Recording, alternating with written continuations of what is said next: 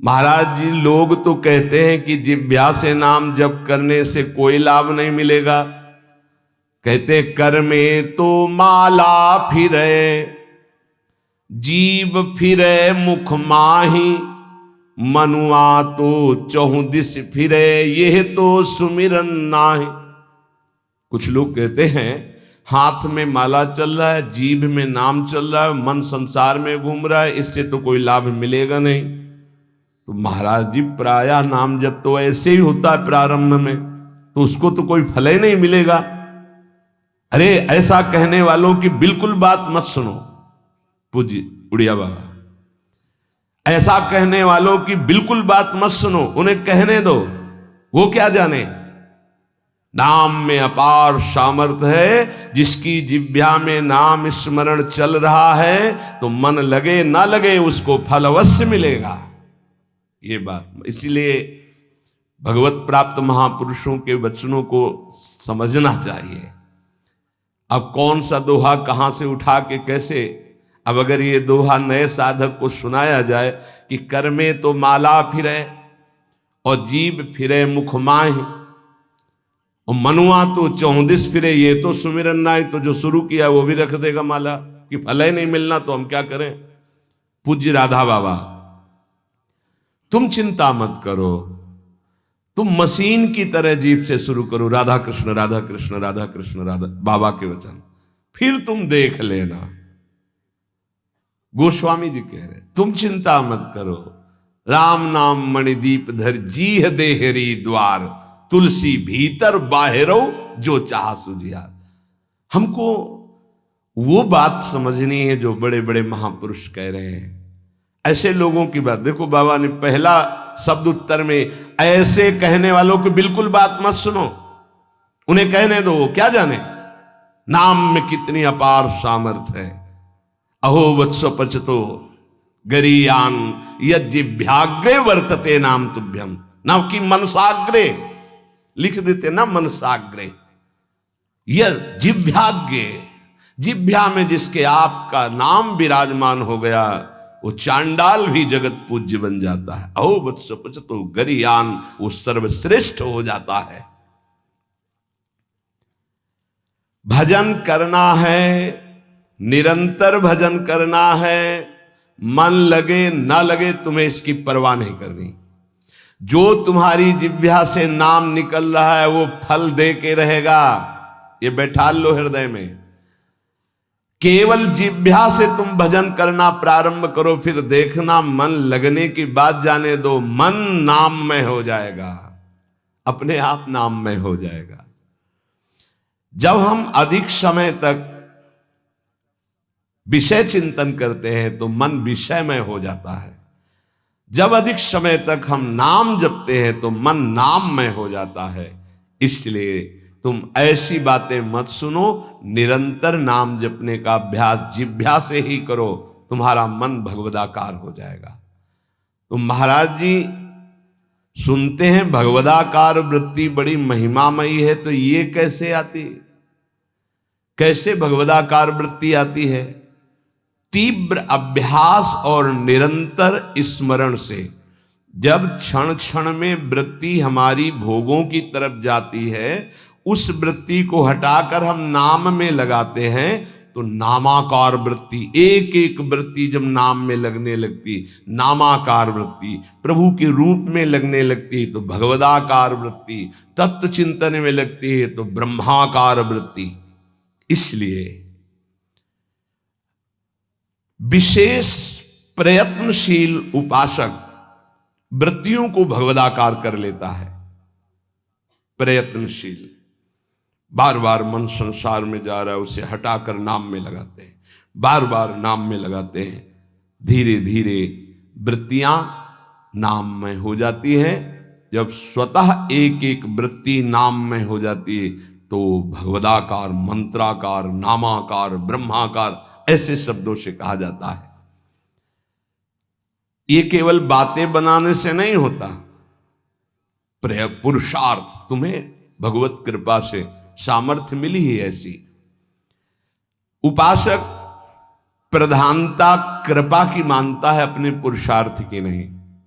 पूरा प्रयास करके भगवदाकार वृत्ति का, और फिर उसमें देखता है कि बड़ी कृपा है, ये जो पुरुषार्थ हो रहा है ये गुरु कृपा से हो रहा है, ये भगवत कृपा से हो रहा है।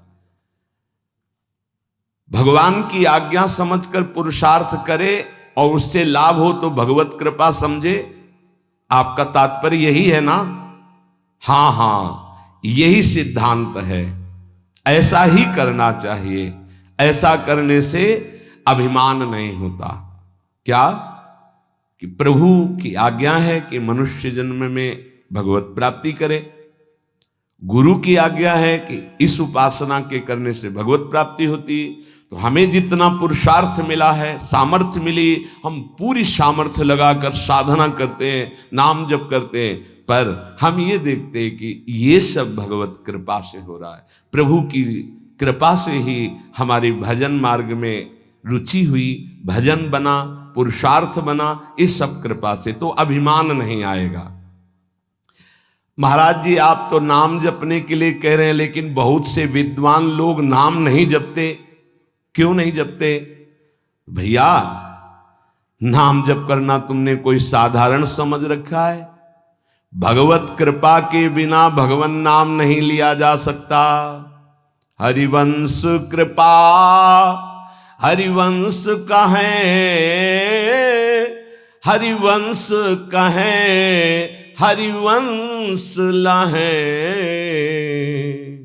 हरिवंश कृपा हरिवंश कहें, हरिवंश कहें, हरिवंश लहें। हरिवंश की कृपा से श्री हरिवंश जो श्री हरिवंश कहते हैं, उनको हरिवंश की प्राप्ति होती है। अर्थात वृंदावन में विराजमान सहचरियों के मध्य में श्यामा श्याम हा हरि रा राधा बा वृंदावन सा सहचरी, उनकी प्राप्ति होती। हम राधा राधा बोल रहे तो किशोरी जी बुलवा रहे इसलिए बोल रहे, कृष्ण कृष्ण बोल रहे तो जेई कृष्ण ते नाम, मानो साक्षात भगवान कृष्ण नाम से स्फुरित हो रहे, साक्षात प्रिया जो राधा नाम से हमारी जिह्वा में विराजमान। तो ये जरूरी थोड़ी है कि विद्वान है तो भगवत कृपा पात्र ही है। भगवन नाम भगवत कृपा पात्र जन जपते हैं। भगवत कृपा के बिना नाम नहीं निकल सकता जिह्वा से। तो क्या एक उपासक अन्य नामों को जप सकता है? अन्य नामों का कीर्तन कर सकता है? अन्य रूपों का पूजन कर सकता है? एक उपासक जो किसी एक उपास्य देव में है, वो बहुत से उपास्य देवों की पूजा या नाम कीर्तन या नाम जप कर सकता है अच्छी तरह। उत्तर, अच्छी तरह कर सकता है, परंतु ये साधारण भक्ति में, गौड़ी भक्ति में, वैधि भक्ति में, अनुरागात्मिका भक्ति में नहीं। बाबा उत्तर दे रहे। तो जब हम वृंदावन की भूमि से भक्ति की बात करते थे, प्रेम भक्ति, प्रेम लक्षणा भक्ति की बात, इसीलिए रसना कटो जो अन रटो, निरखी अन फुटो नयन, श्रवण फुटो जो अन सुनो, श्री राधा जस बैन।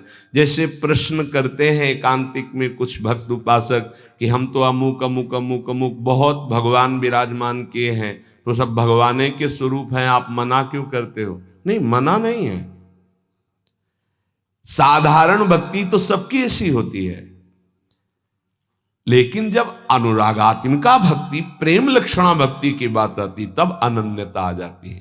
जैसे गोस्वामी जी सिया राम में सब जग जानी कह रहे हैं, फिर ये जब उनकी अनन्यता की बात सुनो तो कह रहे हैं बने तो रघुवर ते बने और बिगड़े तो भरपूर, और तुलसी औरंते बने ताबन बे पे धूल। जब सिया राम में सब जग जानी तो और कौन बचा? यहां ज्ञान नहीं, ये प्रेम अनन्यता है। एक भरोसो, एक बल, एक आस विश्वास, एक राम घनश्याम हित, चातक तुलसीदास। जैसे चातक आकाश से बरसे हुई स्वाति की बूंद के सिवा वो और कुछ ग्रहण नहीं करता, ऐसे ही प्रेम भक्ति मार्ग का उपासक अपने आराध्य देव के नाम रूप लीला धाम के सिवा अन्य उसकी कोई भावना ही नहीं रहती। तो जब तक अनुरागात्मिका भक्ति का परिचय नहीं मिला, उसमें नहीं, तब तक ये सब चलता है। थोड़ी देर ये, थोड़ी देर ये, थोड़ी देर इनकी उपासना, इनका कीर्तन, इनकी चालीसा, इनका पाठ, ये प्रारंभिक भक्ति। लेकिन प्रेम लक्षणा भक्ति में जाकर के वो समिट जाता है, अपने इष्ट देव के नाम रूप लीला धाम में अनन्य हो जाता है। क्या नाम जप और संकीर्तन मात्र से शुद्ध ज्ञान प्राप्त हो सकता है, या फिर और कोई साधन करना पड़ता है? अगर वो नाम जप और नाम कीर्तन करता है तो ज्ञान इच्छु होने पर उसे शुद्ध ज्ञान हो जाएगा। उसके अंदर अगर ज्ञान प्राप्ति की इच्छा है तो शुद्ध ज्ञान प्रकट हो जाएगा, वेदांत वाला। और अगर प्रेम इच्छुक है तो प्रेम प्रकट हो जाएगा, उसकी इच्छा क्या है। और अगर विषय की चाह है, किसी कामना की, तो उसकी पूर्ति हो जाएगी। ज्ञान और प्रेम इसका परिचय अभी नहीं मिलेगा। जब तक कोई वासना रहती है, इच्छा रहती है, तो पहले उसकी पूर्ति होती है, फिर जब उससे वैराग्य होता है, नाम कीर्तन नाम जब चलता है, तब आगे जो उसके अंदर भाव बनता है भक्ति का या ज्ञान का, वही जागृत हो जाता है। अंतःकरण नाम कीर्तन से, नाम जप से बहुत जल्दी शुद्ध होता है, इसलिए शुद्ध ज्ञान की प्राप्ति उसको प्राप्त हो जाती है। अगर ज्ञान इच्छु है तो भाव उसके अंदर नहीं बन पाएगा। नाम कीर्तन का जो भाव है कि अशुभ प्रवाह होने लगा, रोमांच होने लगा, ये नहीं आएगा, क्योंकि ज्ञान इच्छुक है। तो अंतःकरण शुद्ध होगा और ज्ञान की तरफ ले जाएगा नाम जब नाम कीर्तन। लेकिन भगवत मार्ग का भाव वाला जो उपासक है, उसको विशेष भाव प्राप्त होता है कि साधन भी यही होता है और साध्य भी यही होता है। रोमांच हो रहा है, शुभ प्रवाह और सामने आराध्य देव की झांकी दिखाई दे रही। कुछ तो विद्वान कहते हैं योग मार्ग से ही चित्त शांत होता है। क्या यह ठीक है?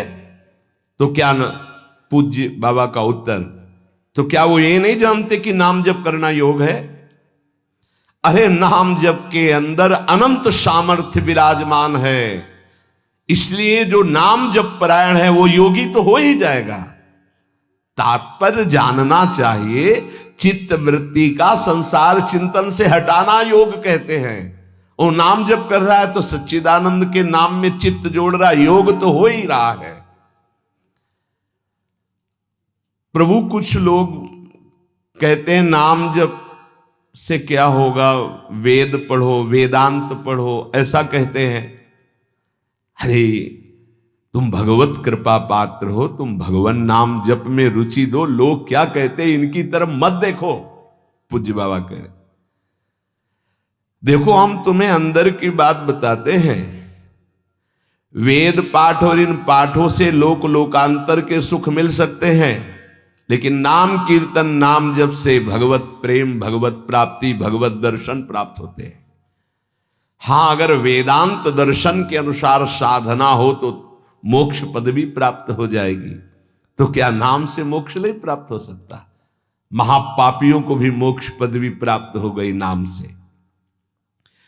जब इतनी महिमा बाबा आप नाम की बताते हो, तो नाम कीर्तन में और नाम जप में सब क्यों नहीं लग जाते? क्यों नहीं लग जाते?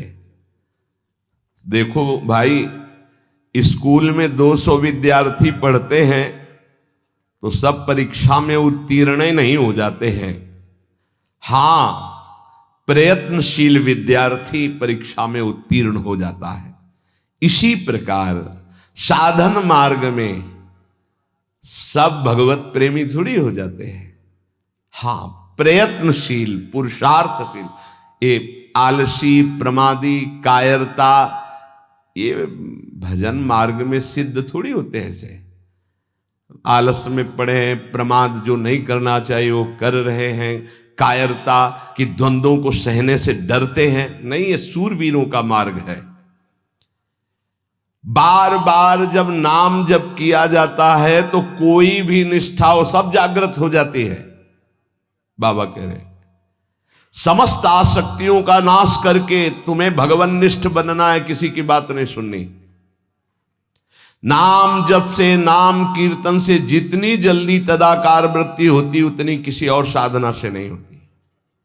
जो नाम जप करते हैं, नामी सदैव उनकी रक्षा में उनके पास रहता है।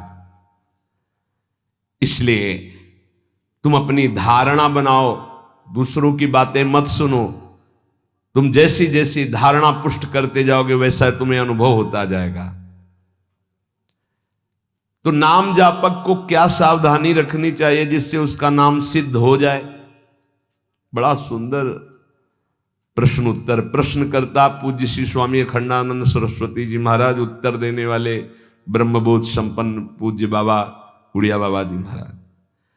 तो क्या सावधानी रखे, क्या त्याग रखे जिससे नाम जापक सिद्ध हो जाए? सिद्ध नाम जापक रोम रोम रग रग नामाकार वृत्ति।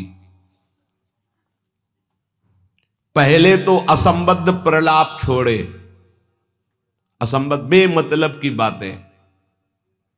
नाम जापक को पहले वाणी को संभालना है, क्योंकि इसी से नाम जप होता है। बेमतलब की, ठीक बहुत गंभीर शत भरे मृदु भरे भगवत भाव भरे वचन बोलो, नहीं तो मौन रहो, नाम जप में लगो। असंबद्ध प्रलाप, व्यर्थ प्रलाप, दूसरों की चुगली निंदा की बातें ये जबान में होती रहेंगी तो नाम जप नहीं चलेगा। नाम जापक ध्यान दिए, नाम सिद्ध करना है अर्थात निरंतर चलाना है। असंबद्ध प्रलाप, व्यर्थ प्रलाप, दूसरों की चुगली निंदा, क्या अपने को लेना देना? हमको तो सबको भगवत स्वरूप देखना है। किसी की निंदा क्या करनी, किसी की चुगली क्या करना। दूसरा, चोरी, चोरी नहीं, मन और वचन कर्म से भी किसी की चोरी करने की चेष्टा हमारे अंदर नहीं होनी चाहिए। किसी भी तरह होता है मन में, जब प्रलोभन जागृत होता है तो ऐसी चेष्टाएं होने लगती। कदापि नहीं। किसी की कोई वस्तु पड़ी, हमारा अधिकार नहीं, पड़ी रहने दो। बोले हमें मार्ग में मिली, क्यों, तुमने क्यों उठा लिया? वो पुनः मार्ग में लौट के आता, उठा नहीं। बोले कोई उठा ले, तो कोई उठा ले, तुम तो उपासक हो, तुमने क्यों उठा लिया? तुम्हें क्या आवश्यकता है? आवश्यकता होगी हरि तुम्हें देंगे। बोले हरि ने ही तो दी, रास्ते में पड़ी थी। नहीं नहीं, ऐसे नहीं। उपासक को इन बातों पर बहुत ध्यान देना है, वो चोरी मानी जाएगी। आपने क्यों उठाया? आपको चले जाना है, वो पुनः लौट कर आएगा उसको, या जो उठा ले। हमारा कर्तव्य नहीं, हमें न किसी की चोरी करनी है मन से, ना तन से, और ना कोई हमें चेष्टा ऐसी चोरी वाली। हिंसा और व्यभिचार नाम जापक में अगर ये दोष हैं तो बाबा बहुत स्पष्ट कहने वाले महापुरुष, क्योंकि जो ब्रह्मबोध संपन्न भगवत प्राप्त महात्मा होते हैं वो सही औषधि देते हैं। एक बार किसी ने बाबा से पूछा कि बाबा हमारा कल्याण कब होगा? सभा में पूछ, बाबा ने कहा तुम्हारा 7 जन्म में भी कल्याण नहीं होगा। तो उनका ऐसा बाबा क्यों? इसी शब्द का उच्चारण कीजिए, बेविचारी का कल्याण कभी नहीं। बहुत कठोरता से डांटा। और वो जो देख रहे होंगे वो तभी डांट रहे थे, जैसे अपने पुत्र से प्रियता रखती हुई डांट लगाई जाती है, ऐसे महापुरुष डांटते, अपमान नहीं करते। वो अपमान नहीं, वो सुधार, वो शब्द जाएगा और आग पैदा कर देगा और उसको व्यभिचार से उठा देगा, ऊपर उठा देगा।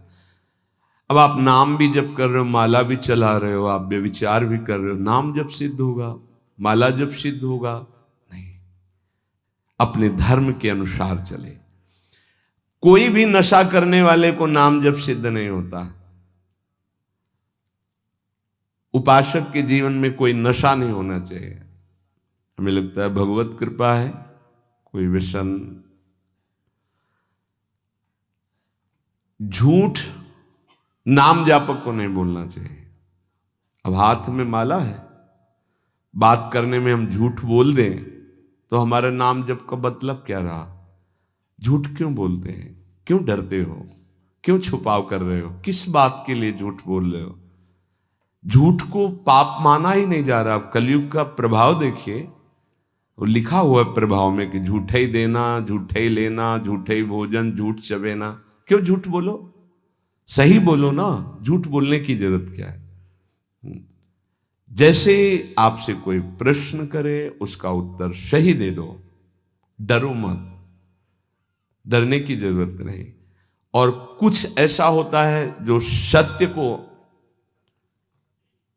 संभालने के लिए, सत्य को हृदय में रखने के लिए वो जो बोला जाता है वो किसी का अहित कार्य नहीं होता।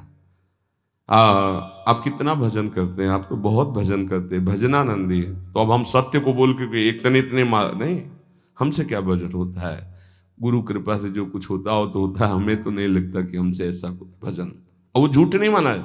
अब वो इतने सत्यवादी नहीं कुछ में, वो जरा सा छेड़ा हुआ पूरी दिनचर्या अपनी पूरी उनको बता दी कि हाँ ऐसे ऐसे। सत्य को कभी कभी गुप्त रखने के लिए बाहरी बातें, वो किसी का अहित या मंगल के लिए नहीं, हम अपने अभिमान को पुष्ट करने वाली बात नहीं बोलते। अपने साधन भजन को हम गुप्त रखते हैं। लेकिन हम व्यर्थ के व्यवहार में क्यों झूठ बोले? हमारा स्वरूप पूरा का पूरा कुंज कुटीर है। कुंज कुटीर हित, सहचरी हित, इष्टदेव हित, आचार्य हित, सत्य को कहीं कहीं गुप्त रखने के लिए हमारा भजन, हमारा साधन, हमारी गुरु संगोष्ठी, हमारी प्रेम संगोष्ठी, इनके विषय में सत्यवादी न बन। कभी कभी सत्य को, एक गाय भागती जा रही तो कुछ मारने वाले पीछे पकड़े थे, एक सत्यवादी, तुमने गाय को देखा? उन्होंने कहा हाँ इधर गई, वो उसको उन्होंने, तो जब शरीर उनका पूरा हुआ तो उनको नर्क मिला इस सत्य बोलने के कारण। उस समय रक्षा है, साधन की रक्षा, धर्म की रक्षा, सत्य की रक्षा, प्राण की रक्षा किसी की। वो ऐसे सहज वर्ताव में झूठ, फिर नाम जप कैसे? असंबद्धा प्रलाप, व्यर्थ प्रलाप, चुगली, निंदा, हिंसा, व्यभिचार, नशा, झूठ और गाली। ये प्रार्थना है कि ब्रजवासियों की वाणी पे इस सूत्र को ना देखें, वो भगवत पार्षद है। यहां के पानी का प्रभाव है ऐसा, जैसी पियो पानी वैसे बने वाणी। तो इनका हृदय बड़ा कोमल है। जब तक ब्रजवासियों की टूक अंदर नहीं जाएंगे तो गौर श्याम जोड़ी नेत्रों में झलकेगी नहीं। इनका प्रभाव है। वैराग्य मार्ग के पथिक को इनके टुकड़ों की आशा रखनी चाहिए। इनके टुकड़ों में सामर्थ्य है श्यामल गौर जोरी को हृदय में प्रकाशित करने की। तो इनकी वाणियों में न देखे, क्योंकि हम ब्रजवासी हैं, ब्रज में वास कर रहे हैं सब। तो यहां अगर ये कि सत्संग में सुना था कि ब्रजवासी, तो उनके प्रति दोष दृष्टि बन जाएगी। ब्रजवासियों की वाणी में थोड़ी कठोरता हो, हृदय एकदम मक्खन से भी ज्यादा कोमल निर्मल होता है। ये भगवत पार्षद है, ये ठाकुर जी को भी कुछ नहीं समझते। जब अपने स्वरूप में आते हैं तो कहते तुम्हारे 2-4 लाख गौवें ज्यादा होंगी, अगर हमें दांव ना दिया, पीठ में न बैठाला तो कल से खेल में नहीं आने देंगे। खेल में कौन किसका गुस्सैया, चलो बाहर। तो ठाकुर जी भी कान पकड़ते और हाथ जोड़ते, ये उन्हीं के सखा है। इस रज में मां के गर्भ से प्रकट हुए ये प्रेम भूमि शिव सनकादि बंदित रज है। तो ब्रजवासियों पर ये दोष दृष्टि न रखे, अपनी वाणी को संभाले, कभी अश्लील शब्द और गाली आदि न बके, नहीं तो भजन सिद्ध होने में बाधा पड़ेगी। जो देहात्म बुद्धि से व्यवहार करता है उसके नाम जप में बाधा पड़ती है। देहात्म बुद्धि, स्त्री पुरुष शरीर का भाव रख करके फिर व्यवहार करोगे तो काम क्रोध आदि की लीलाएं तो हो ही जाएंगी। उपासक को सदैव दैवी संपदावान बनना चाहिए। भगवद स्मरण और सद आचरण, ये 2 असाधन को मिटाने के लिए सर्वसमर्थ साधना है। ध्यान दीजिए, समस्त असाधनों को मिटाने के लिए ये 2 बहुत जोर के हैं। भगवद स्मरण निरंतर, ये निरंतर शब्द बहुत कठिन है। बड़े अच्छे साधक हैं जो निरंतर शब्द पर स्थित हो रहे।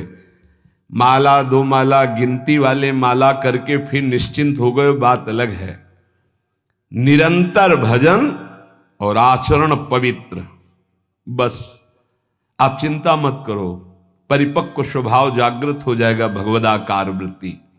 भगवान श्री कृष्णचंद्र जी अर्जुन जी को उपदेश दे रहे हैं, श्रेयान् स्वधर्मो विगुणः परधर्मात् स्वनिष्ठितात् स्वधर्मे निधनम श्रेयः परधर्मो भयावह।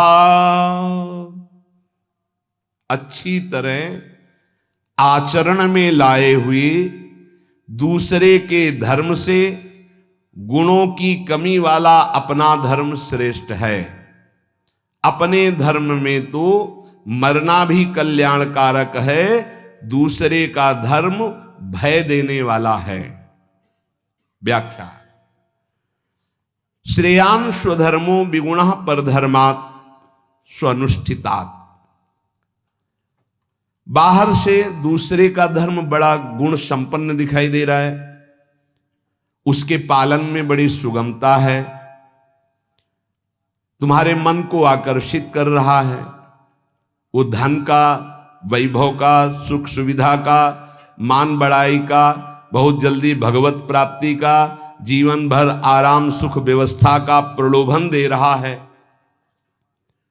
तुम अपने धर्म से विचलित होकर उसको स्वीकार कर लेते हैं तो तुम्हें भयावह, भय के सिवा और कुछ नहीं मिलने वाला। ये ध्यान देना है।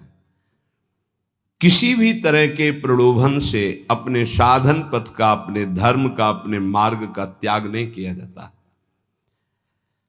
इसके विपरीत अपने धर्म में बाहर से देखने में ज्यादा गुण नहीं दिखाई देते, धर्म के पालन में बड़ी कठिनता हो रही है, पालन करने में मन नहीं लग रहा, धन वैभव सुख सुविधा मान बढ़ाई कुछ नहीं मिल रहा, पूरा जीवन कष्टमय है, तो भी हम अपने धर्म का पालन करेंगे, छोड़ेंगे नहीं, तो परम कल्याण निश्चित।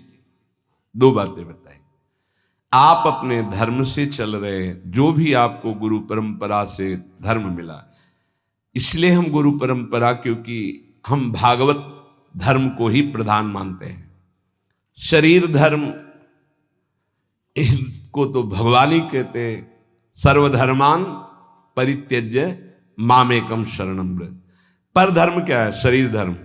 स्वधर्म क्या है? भगवत प्राप्ति कर लेना, स्वरूप में स्थित हो जाना। ये स्व नहीं है, स्वधर्म ये स्व नहीं, ये पर है। पर धर्मो भयावह, इसीलिए तो तुम्हें भय प्राप्त हो रहा है, इसीलिए मृत्यु प्राप्त हो रही। अविनाशी को भय, अविनाशी को मृत्यु, ये पर धर्म है। बाहरी व्याख्या करे तो वर्णाश्रम धर्म को प्रधानता करके, लेकिन उस धर्म का भी फल है कि इसी का त्याग हो जाए और स्वामी स्थित हो जाए।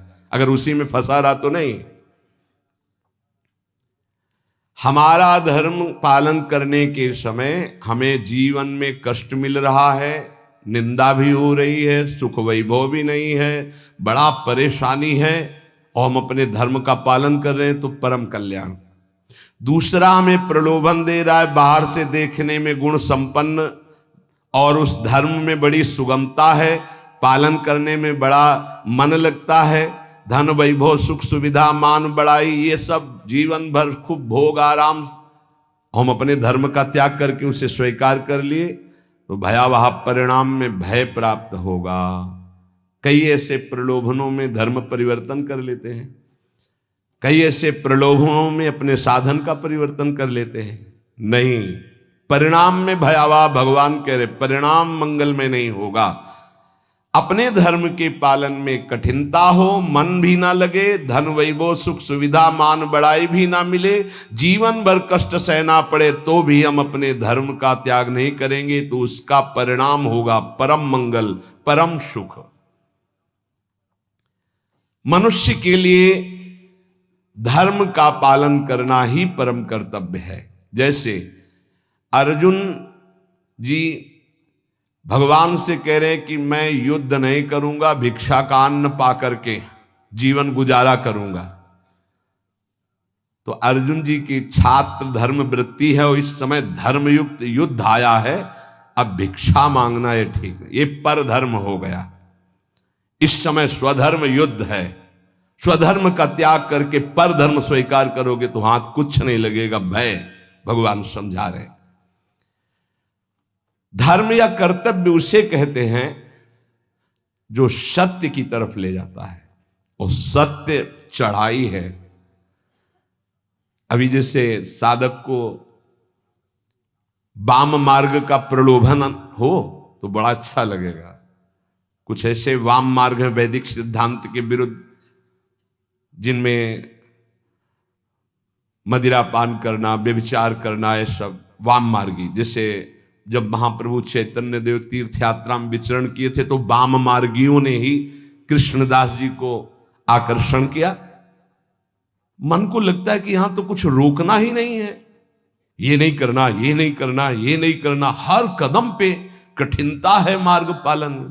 तो क्या होगा? पतन, नरक की प्राप्ति, और ये परम पद, परम सुख की प्राप्ति। अपने कर्तव्य का पालन, अपने धर्म का पालन करने में उपासक को सुख, आराम, धन संपत्ति, मान बढ़ाई, आदर सत्कार यदि धर्म पालन करने में ही मिलते तो धर्मात्माओं की आज बहुत टोलियां देखने में आती कि ये सब धर्मात्मा चल रहे हैं। स्वधर्म का पालन करने वाला न सुख को देखता है, न मान बढ़ाई को देखता है, न धन संपत्ति को देखता है, स्वधर्म को देखता है। शास्त्र आज्ञा धर्म पालन के लिए प्रमाण होती कि तुम्हारा धर्म क्या, उसके लिए शास्त्र आज्ञा क्या, उसका पालन करना है। सुख सुविधा, मान बढ़ाई, धन संपत्ति, ये धर्म पालन करने वाले नहीं देखते कि इस धर्म के पालन करने में तो ऐसा ऐसा बड़ी कठिनता है, कोई सुख नहीं मिला। अब हम ये स्वीकार करते हैं और उसमें रुपया पैसा मिल रहा है, सुख सुविधाएं, मनमानी भोग आचरण। भगवान सावधान कर रहे हैं। स्वधर्म पालन, कर्तव्य पालन में भारी से भारी कष्ट उठाया जाता है, तब उसकी आध्यात्मिक उन्नति, भागवतिक उन्नति होती है। जो धर्म पालन करता है उसे कष्ट नहीं अनुभव में आता, उसका भारी तप बन जाता है, और तपस्वी पुरुष की आध्यात्मिक और लौकिक दोनों उन्नति बहुत जोर की होती है।